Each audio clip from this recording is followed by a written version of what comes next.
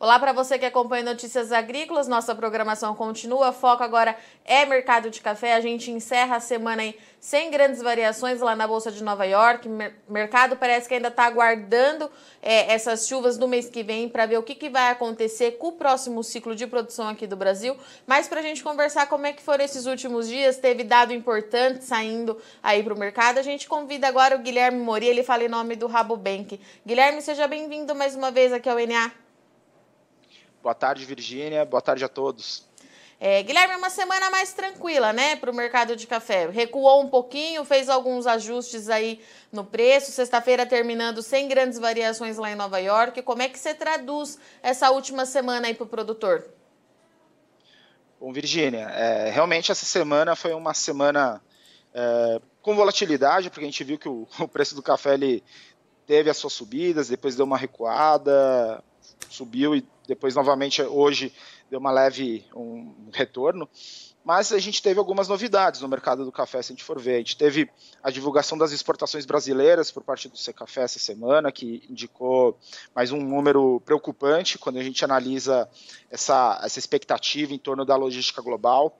Realmente a gente vinha de números muito bons, e hoje a gente está 1,8% no acumulado do ano, menor do que 2020. É algo que realmente vem preocupando, mas 2020 também a gente não pode esquecer que foi um ano recorde em termos de exportações. Então a gente está apenas 1,8% menor de um ano que a gente exportou um volume recorde, né, Virgínia? Então acho que esse é um ponto importante que a gente destaca, porque apesar desses entraves, ainda o Brasil está exportando um bom volume no final das contas.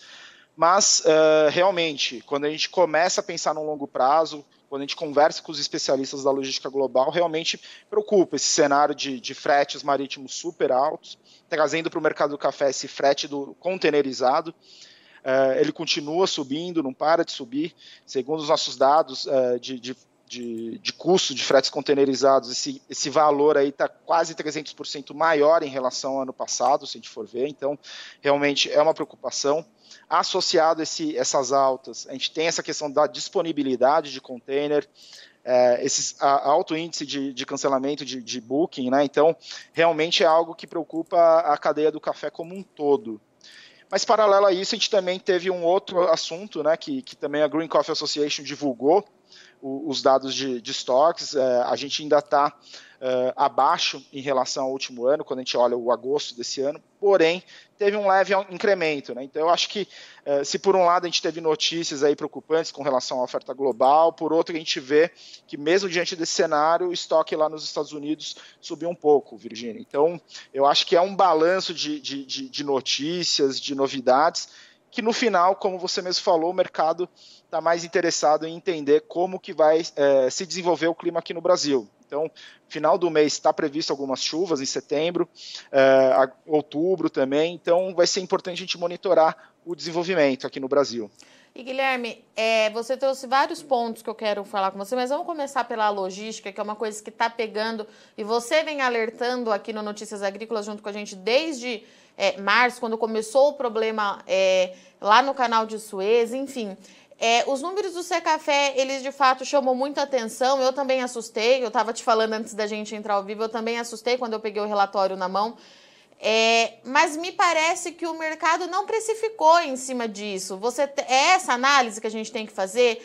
E por quê, né? Porque 25% a menos quando a gente compara com o ano passado é bastante coisa, mesmo que a gente tenha aí a safra ela é menor, a tendência era essa mesmo, né? A gente não deve bater o recorde que a gente teve ano passado, mas eu achei que o mercado fosse precificar com base nos números do Secafé, pelo menos uma ou outra sessão, e isso não aconteceu, inclusive o mercado caiu. Como é que a gente justifica isso? É possível, a gente consegue entender o que se passa na cabeça dos operadores lá em Nova York nesse momento?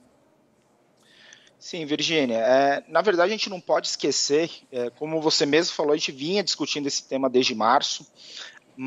Desde maio, o Secafé já vem levantando essas complicações na cadeia logística, especialmente aqui para o Brasil. E hoje, no mês de agosto, a gente recebeu essa notícia que culmina com um volume bem inferior, se a gente for analisar, do potencial que o Brasil tinha.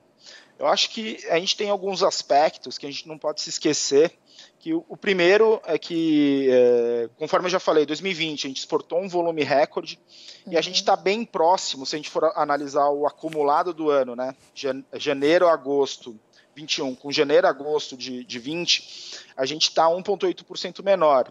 A gente já perdeu aquele passe, perdeu aquele ímpeto, né, do ano passado, mas ainda são números muito bons.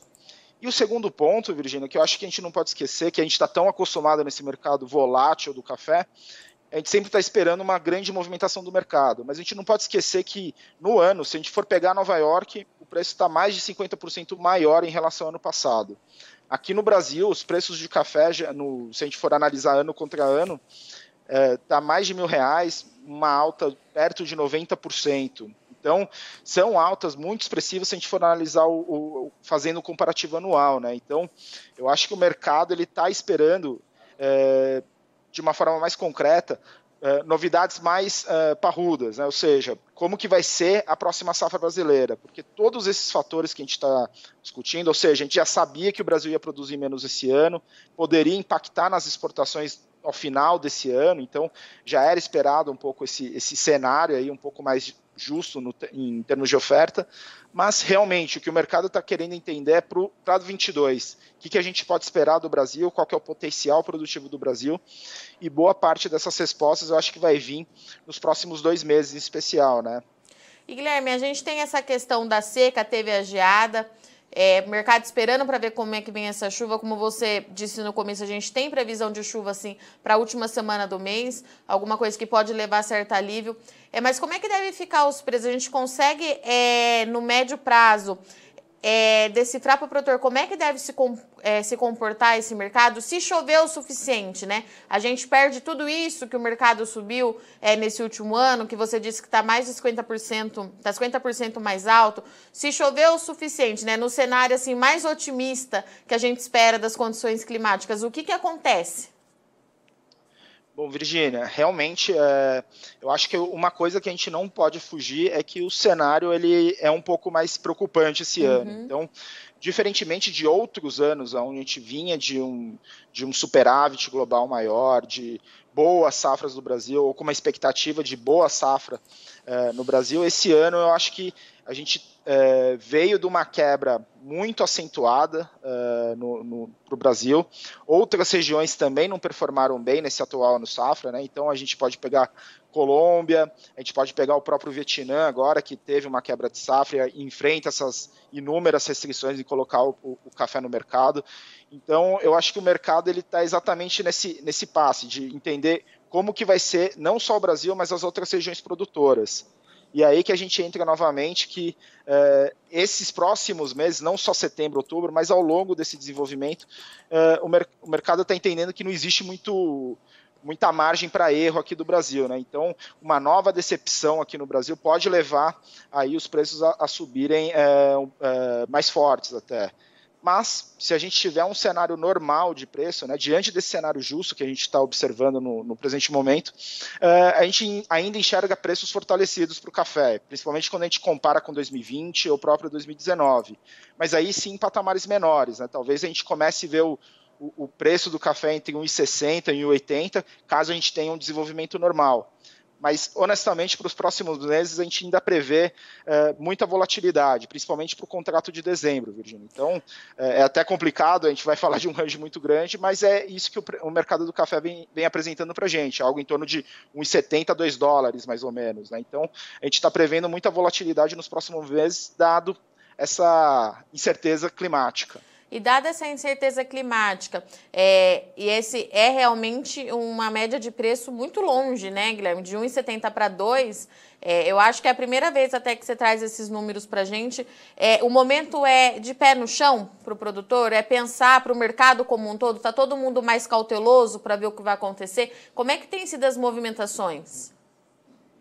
Exato, Virgínia. Eu acho que nos últimos anos, lembrando de 2019, a gente teve preços de café batendo 90 centavos por libra-peso.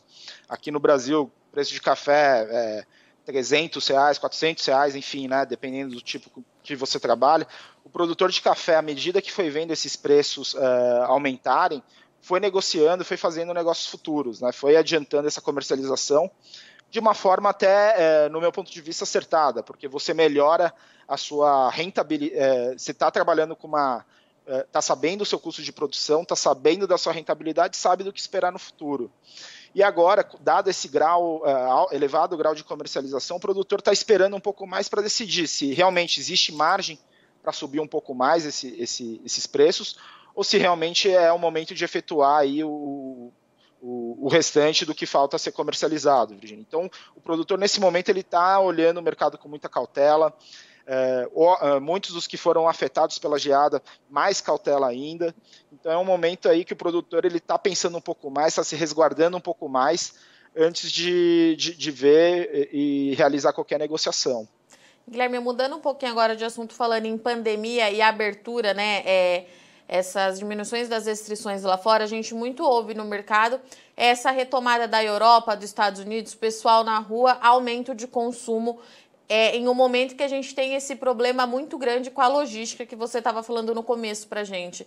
Os estoques que tem lá fora, a gente consegue saber se são suficientes para essa demanda, se a gente tiver esse aquecimento mesmo, se essa demanda voltar, esse consumo fora de casa, né, Guilherme? Que a gente teve que aprender a não falar dele nesse último ano, mas está retomando e a gente tem esse problema logístico que, pelo que você está me dizendo, é de longo prazo. Como é que deve ficar essa questão de oferta e demanda? E claro, com tudo isso, a gente ainda tem essa quebra de safra para 2022, que a gente ainda não sabe qual o tamanho da quebra que é, mas ela já é dada como certa, a gente vai ter menos café. Como é que deve ficar isso?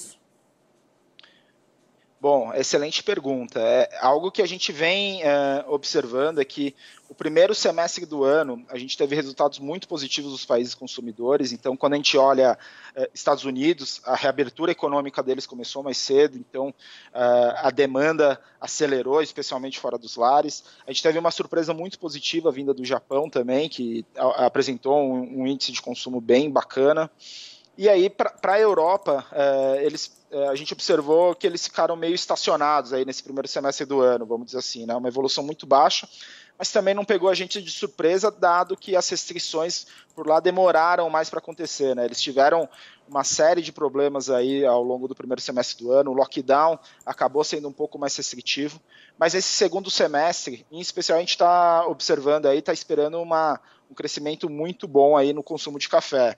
Então, para o ciclo de 2021, a gente já espera um aumento aí de 1,3%, ou seja, algo mais transitório, passageiro, e aí para 22, 23, a gente já espera aí um crescimento de 2,3%, que seria a consolidação do mercado, né? Então, a gente está trabalhando aí com números aí para o próximo ano melhores aí em termos de consumo.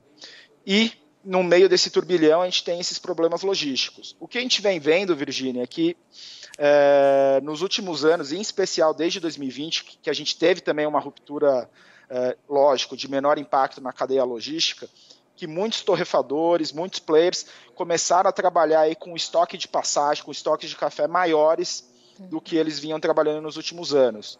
E tudo isso acaba sendo refletido nesse momento, né? Então, eles acabam sentindo um pouco menos essa falta de café, essa ruptura na cadeia logística, uma vez que eles têm ainda bastante estoques. Então, algo que eu acho que até vale a pena a gente levantar, se a gente for ver os estoques públicos, eles tendem a cair, ter um passe, né, ou diminuir um pouco mais demorado em relação aos estoques privados. Então, de maneira geral, primeiro os torrefadores, essas trades, vão começar a consumir os estoques privados, para depois irem para os estoques públicos e começarem a consumir. Então, de certa forma, agora a gente vê que todas essas torrefadoras, essas cafeterias, etc., elas trabalham aí com um capital de giro, com um estoque de giro um pouco maior, o que acaba diminuindo a exposição deles nesse cenário, Virgínia. E com o avanço da imunização, Guilherme, não só aqui no Brasil, mas nesses países que a gente trouxe como importantes consumidores, a pandemia é algo que ainda traz alguma incerteza, assusta o mercado de café? Ou você acha que a gente já tem um cenário mais consolidado quando o assunto é Covid para o nosso setor? Bom, quando o assunto é Covid, eu acho que a gente sempre mantém uma certa cautela ainda, né? Então, se a gente for analisar o nosso cenário base, ele é super positivo hoje, né? Então, esse ano, que é um ano de transição, um crescimento de 1,3%, próximo ano, uma consolidação, então a níveis próximos do que a gente vinha trabalhando nos últimos anos, safras, antes da pandemia. Mas, de qualquer forma, a gente está vendo que no Vietnã, por exemplo, e no sudeste da Ásia, a pandemia ainda não acabou, inclusive restringindo as exportações do Vietnã, no caso, o principal país produtor do Conilon.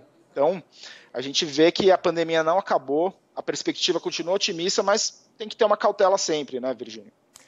Guilherme, então, diante de tudo isso que você trouxe para a gente, só para a gente retomar e para a gente encerrar, tendência de volatilidade se manter aí no mercado nas próximas semanas, principalmente esperando essa retomada das chuvas, né, para ver como é que vai ser, mas a condição ainda é de preço firme para o café, é isso? Exato. Independentemente de qualquer fator, esse próximo ciclo, né, o próximo ciclo a gente está prevendo aí uma relação, né, estoque-consumo bem apertada, algo que não vai ser colaborado com o próximo ciclo brasileiro, né, então ele tende a aliviar um pouco se a gente tiver uma boa produção no que vem, mas de qualquer forma a gente vê preços firmes. Guilherme, obrigada pela sua participação. Eu deixo aqui o convite aberto mais uma vez. Você sabe, Rabobank, que você é sempre muito bem-vindo aqui no NA e até a próxima. Obrigado, boa tarde a todos e até a próxima. Portanto, essa foi a nossa conversa com o analista de mercado Guilherme Moria, falou em nome do Rabobank para a gente analisar aí um pouquinho do que foi a semana do mercado de café. Uma semana mais tranquila, o mercado recuou um pouco, apesar dos números do Secafé no início da semana. O número chamou bastante atenção, o Guilherme trouxe essa pauta de volta aqui para a gente, porque o mercado pouco reagiu a esse declínio nas exportações nos embarques do mês de agosto, mas é um fato que ele trouxe que a gente precisa manter precisa continuar prestando atenção, principalmente porque esse problema logístico que envolve toda a cadeia produtiva parece que está bem longe do fim. O Guilherme é mais um analista que traz essa expectativa para a gente. O problema deve continuar, então a gente precisa acompanhar mês a mês esses números e ver como é que a gente vai conseguir driblar esses problemas para continuar mantendo os contratos, esses compromissos que o Brasil já tem. Paralelo a tudo isso, o cenário não mudou muito. O Guilherme trouxe para a gente que o mercado segue aguardando pelas chuvas do mês que vem. Há previsão de chuva para a última semana de setembro. Essa chuva ela vai ser crucial para a gente entender o real cenário que a gente chega para 2022. A produção do Brasil, que antes era dada como uma super safra, os analistas já apontam que isso não deve acontecer por conta da seca prolongada e também por conta das geadas registradas no mês de julho. Por conta disso, o cenário ele continua sendo de preços firmes para o café, mas o mercado deve seguir apresentando bastante volatilidade porque a gente tem todas essas variáveis que precisa continuar acompanhando. Paralelo a tudo isso, questão de consumo para o Rabobank, os números eles são positivos e a pandemia do coronavírus, apesar da gente ter certo avanço na imunização aqui no Brasil e também importantes polos consumidores como Europa e Estados Unidos, a gente precisa manter as atenções voltadas para esse caso, porque como, por exemplo, no Vietnã, maior produtor de café Conilon, os embarques estão bastante comprometidos também por conta da variante Delta.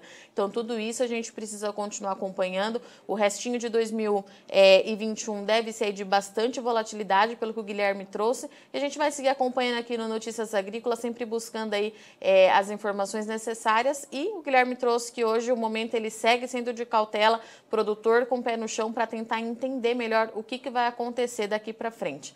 Bom, eu sou Virginia Alves, vou ficando por aqui, mas não sai daí que a nossa programação continue, já já a gente está de volta.